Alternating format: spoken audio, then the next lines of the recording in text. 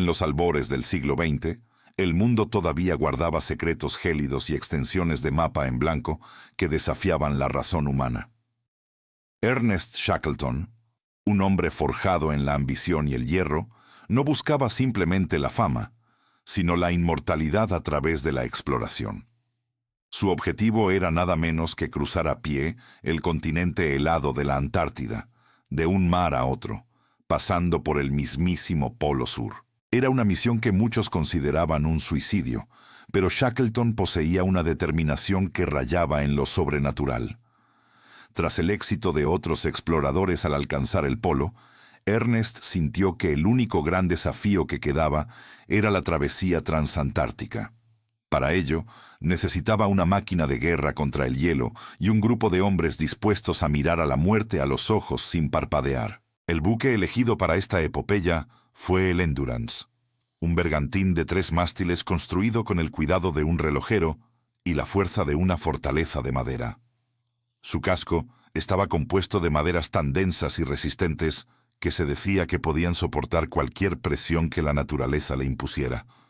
Pero un barco es solo una cáscara vacía sin su tripulación. Shackleton publicó un anuncio legendario que pedía hombres para un viaje peligroso, sueldos bajos, frío amargo, largos meses de oscuridad total y un regreso dudoso. Miles de personas respondieron al llamado, pero solo 27 fueron elegidos. Eran científicos, marineros curtidos y aventureros, cada uno con la chispa de locura necesaria para seguir a un líder apodado como el Jefe. En agosto de 1914, mientras las potencias europeas se sumergían en el caos de la Primera Guerra Mundial, el Endurance zarpó hacia el fin del mundo. El viaje comenzó con un optimismo cauteloso, pero la naturaleza tiene sus propios planes y no suele ser clemente con los intrusos. Al entrar en el traicionero mar de Weddell, el invierno decidió adelantarse de manera despiadada. Las placas de hielo, que normalmente deberían haberse dispersado para permitir el paso del buque, comenzaron a agruparse como una mandíbula gigante que se cerraba lentamente sobre el barco. Shackleton, observando desde la cubierta con la mirada fija en el horizonte blanco, veía cómo el agua azul desaparecía bajo un manto gélido infinito. El 19 de enero de 1915, a pocos kilómetros de su destino en la costa antártica, el Endurance quedó completamente inmovilizado. No era solo un retraso logístico, era una sentencia de aislamiento. El barco, diseñado para romper el hielo y navegar las olas, ahora era un prisionero indefenso en medio de un desierto blanco. Imaginen por un momento la soledad absoluta de esos 28 hombres atrapados en una caja de madera rodeada por miles de kilómetros de hielo sólido. El sol desapareció finalmente, dando paso a una noche polar de meses, donde el mercurio bajaba a niveles que congelaban el aliento antes de que saliera de los labios. Aquí es donde el verdadero liderazgo de Shackleton brilló más que cualquier gloria anterior. Sabía perfectamente que el mayor enemigo en ese páramo no era el frío extremo, sino la desesperación, la desidia y el aburrimiento que carcomen el alma. Para combatir la locura, estableció rutinas estrictas y obligatorias. Organizó partidos de fútbol sobre el hielo, obras de teatro improvisadas y concursos de canto acompañados por el viejo gramófono del barco. Cada hombre tenía una tarea asignada, desde limpiar la cubierta hasta cuidar de los perros de trineo que eran su única esperanza de movilidad terrestre. El jefe mantenía una fachada de calma inquebrantable, incluso cuando en el silencio de su camarote escuchaba el eco aterrador del hielo presionando los costados del buque como un gigante invisible que intentaba aplastar una cáscara de nuez. A medida que los meses pasaban y la oscuridad se hacía más profunda, la presión del entorno se volvió insoportable. No era un empuje suave, sino un crujido metálico y orgánico que hacía vibrar cada viga del Endurance. En esos momentos de angustia, Shackleton comprendió que su sueño de gloria de cruzar el continente había muerto bajo el peso del hielo. En ese instante, ocurrió una transformación fundamental en su espíritu. La ambición por la conquista geográfica fue reemplazada por una devoción casi religiosa hacia el bienestar de su tripulación. Su misión ya no era llegar al Polo Sur para poner una bandera, sino devolver a cada uno de esos 27 hombres a sus hogares sanos y salvos. Decidió que no se perdería ni una sola vida bajo su mando, sin importar el costo personal o el sacrificio de su propio orgullo como explorador. En el mes de octubre, la naturaleza lanzó su ataque final y definitivo contra la estructura del barco. El hielo comenzó a retorcer el Endurance como si fuera un simple juguete. Los tablones de roble de 70 centímetros de espesor empezaron a astillarse con ruidos parecidos a disparos de cañón que resonaban en la quietud de la noche. El agua gélida comenzó a entrar por las grietas de la popa. Los hombres trabajaron en las bombas de achique durante días enteros, con los pies sumergidos en agua que les quemaba la piel por el frío, pero era una batalla perdida de antemano. Shackleton, con una serenidad que infundía valor a los demás, dio la orden que nadie quería escuchar, pero que todos esperaban. Debían abandonar el barco inmediatamente. Bajaron los botes salvavidas, los escasos suministros y los perros a la superficie inestable de la placa de hielo. Desde la distancia, vieron cómo el mástil principal se quebraba y el Endurance se inclinaba lentamente hacia su tumba submarina. El 21 de noviembre de 1915, el Endurance desapareció finalmente bajo las aguas negras del mar de Weddell. Lo que antes era su hogar, su refugio y su único vínculo con la civilización, ahora era solo un recuerdo que se hundía hacia el abismo. 28 hombres quedaron solos sobre una placa de hielo flotante a la deriva, sin barcos en el horizonte y con miles de kilómetros de desierto blanco separándolos de cualquier ayuda humana posible. Antes de continuar, suscríbete al canal y cuéntanos en los comentarios desde dónde nos estás viendo. La verdadera odisea apenas comenzaba, y el hielo que les había quitado su hogar ahora era lo único que los mantenía fuera del abismo líquido de la Antártida. El invierno no había terminado, y la lucha por la supervivencia se convertiría en una leyenda que desafiaría todos los límites de la resistencia física y mental. Estaban a la deriva en el lugar más inhóspito del planeta, y el tiempo empezaba a agotarse, mientras el suelo bajo sus pies amenazaba con romperse en 1000 pedazos en cualquier momento. Los 28 hombres se encontraban ahora en un desierto blanco en constante movimiento, una balsa de cristal que crujía bajo sus pies con cada marea. Llamaron a su primer refugio Campamento Océano, una precaria aglomeración de tiendas de lona sobre una placa de hielo de apenas unos metros de espesor. Bajo la superficie, el océano Antártico seguía fluyendo con una fuerza invisible, arrastrándolos lentamente hacia el norte, alejándolos de la tierra firme y llevándolos hacia el mar abierto. La rutina se convirtió en una lucha psicológica por la mera subsistencia.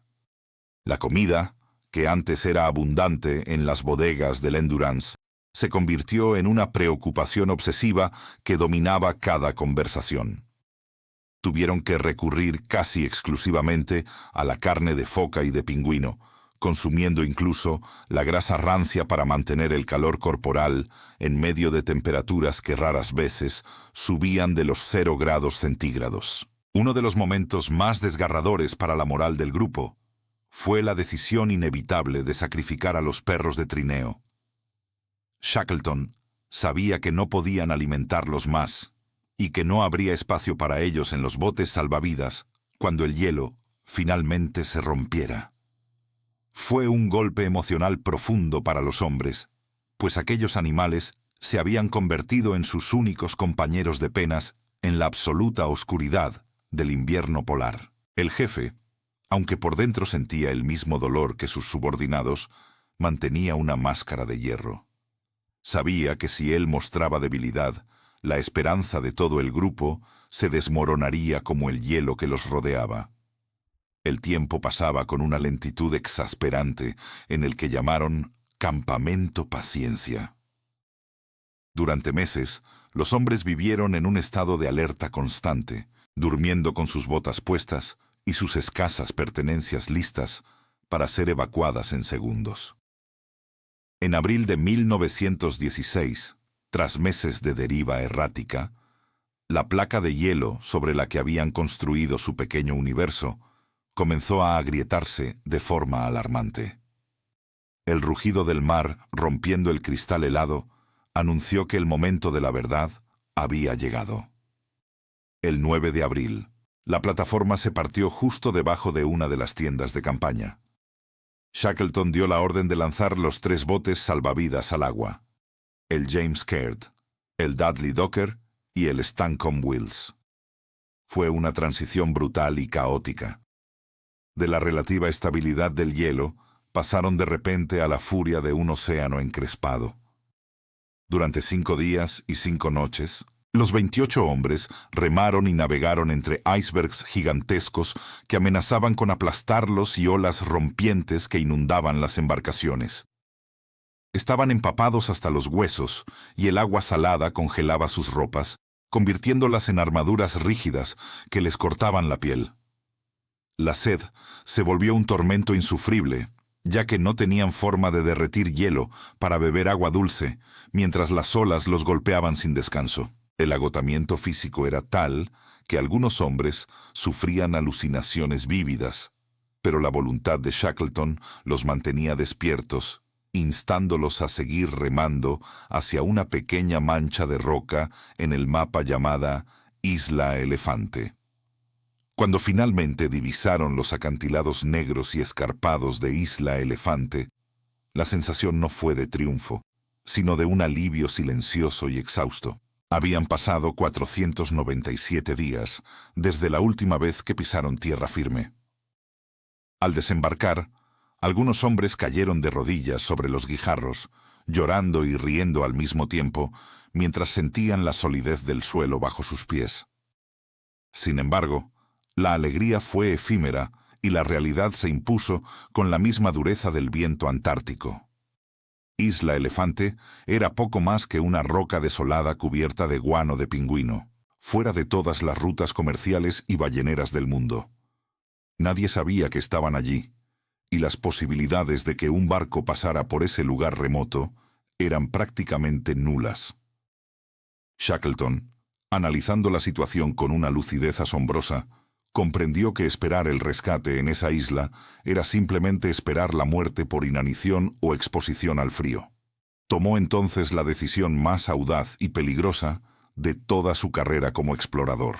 Navegaría 1.300 kilómetros a través del pasaje de Drake, el tramo de mar más peligroso y turbulento del planeta, para llegar a las estaciones balleneras de las Islas Georgias del Sur.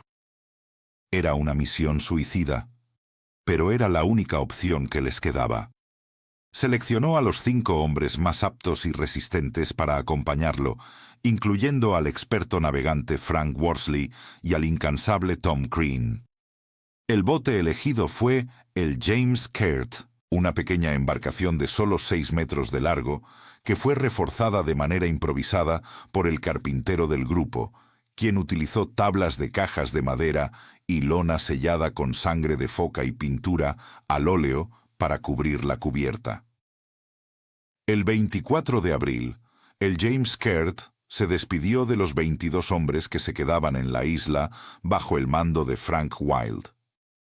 Fue una despedida amarga y llena de incertidumbre, pues todos sabían que si el bote se perdía, el resto de la tripulación moriría lentamente en la roca. Lo que siguió fue una hazaña de navegación que desafía cualquier lógica humana. El pequeño bote se enfrentó a los llamados 50 furiosos, vientos huracanados que levantan olas de 20 metros de altura. Shackleton recordaría más tarde haber visto una ola tan colosal que la confundió con una nube blanca en el horizonte, hasta que se dio cuenta de que era una pared de agua y espuma que se abalanzaba sobre ellos para sepultarlos en el abismo. El bote estaba constantemente a punto de hundirse por el peso del hielo que se formaba en su cubierta debido a las salpicaduras de agua congelada. Los hombres tenían que gatear por la madera resbaladiza en medio de la tempestad para picar el hielo con hachas, sabiendo que un solo resbalón los lanzaría al agua negra donde la muerte era instantánea. La navegación dependía enteramente de la habilidad sobrehumana de Frank Worsley, quien solo pudo tomar 4 posiciones precisas con el sextante en 2 semanas, debido a que el cielo estaba perpetuamente cubierto por nubes negras y el bote saltaba violentamente sobre las olas. Un error de cálculo de apenas 1 grado significaría que el bote pasaría de largo las islas, perdiéndose para siempre en la inmensidad del Océano Atlántico Sur. El hambre, la sed extrema y la hipotermia habían llevado a los 6 hombres al límite absoluto de su resistencia física. Sus manos estaban cubiertas de llagas abiertas por el agua salada, y sus cuerpos estaban llenos de moretones por los golpes constantes contra el casco de madera. Pero en el 14º día de navegación, un milagro apareció entre la niebla espesa, las cimas nevadas y los glaciares de las Islas Georgias del Sur. El corazón de Shackleton dio un vuelco al reconocer el perfil de la tierra que prometía la salvación. Sin embargo, la naturaleza no estaba dispuesta a rendirse tan fácilmente después de haberlos perseguido durante tantos meses. Justo cuando se acercaban a la costa rocosa, el cielo se oscureció de forma repentina y estalló una tormenta con fuerza de huracán. Los vientos, que soplaban desde la costa, los empujaban con una violencia ciega hacia los acantilados de piedra que se alzaban como muros negros e infranqueables. En medio de la oscuridad absoluta y la espuma blanca de las olas rompiendo con furia contra las rocas, Shackleton y sus hombres luchaban desesperadamente por mantener el bote a flote, viendo con horror cómo la misma tierra que representaba su última esperanza de vida se convertía ahora en una trampa mortal y en una amenaza de muerte inmediata que prometía estrellarlos contra el granito antes de que pudieran siquiera poner un pie en la orilla. El James Caird crujía bajo la presión, mientras el rugido del huracán ahogaba cualquier grito de auxilio en la inmensidad de la noche. Contra todo pronóstico, el pequeño bote James Caird no se deshizo contra las rocas. La habilidad de Frank Worsley y la fuerza de los hombres lograron que encontraran una ensenada llamada Bahía del Rey Haakon. Al tocar tierra, los 6 hombres estaban tan exhaustos que apenas podían mantenerse en pie. Sin embargo, su alegría se empañó por un descubrimiento brutal. Habían desembarcado en la costa sur de la isla, una zona deshabitada. Las estaciones balleneras estaban al otro lado, en la costa norte, separadas por montañas inexploradas y glaciares traicioneros que nunca habían sido cruzados. Ernest Shackleton sabía que 2 hombres estaban demasiado débiles para caminar y el bote estaba muy dañado para navegar. Decidió que la única forma de salvar a su tripulación era cruzar las montañas a pie. Seleccionó a Frank Worsley y a Tom Crean para acompañarlo, dejando a los otros 3 bajo el bote volcado para que descansaran.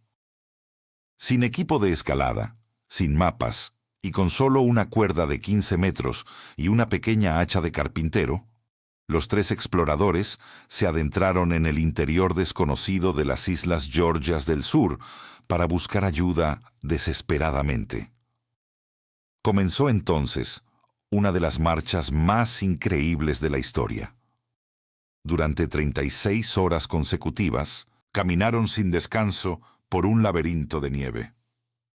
El cansancio era tan profundo que sus mentes comenzaron a jugarles pasadas, sintiendo una presencia adicional, un cuarto caminante invisible que los guiaba cuando sus fuerzas fallaban. Escalaron picos de 1000 metros solo para encontrar precipicios, obligándolos a retroceder entre la niebla.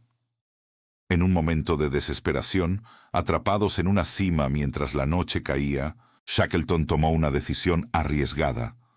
Se sentaron sobre sus ropas y se deslizaron cientos de metros por una pendiente de nieve vertical, confiando su suerte al azar. Sobrevivieron al descenso y continuaron su avance, impulsados por la vida de los 22 hombres que esperaban en la lejana isla Elefante, confiando en que su líder regresaría algún día. Al amanecer del segundo día, escucharon el silbato de vapor de una estación ballenera. Al descender hacia la estación de Stromness, los 3 hombres parecían espectros. Sus rostros estaban negros por el hollín, sus cabellos enmarañados, y sus ropas eran harapos podridos. 2 niños corrieron aterrorizados al ver a esos 3 gigantes sucios acercarse desde las montañas nevadas. Cuando llegaron a la oficina del administrador de la estación, el hombre no pudo reconocer a Shackleton, a pesar de haberlo visto 2 años antes. La pregunta de Shackleton fue simple, pero cargada de angustia. Quería saber cuándo había terminado la Gran Guerra Mundial. Pero su prioridad real era el rescate inmediato de sus compañeros. Tras ser alimentados y bañados mínimamente, el líder comenzó a organizar la misión de retorno. Shackleton no se permitió descanso alguno.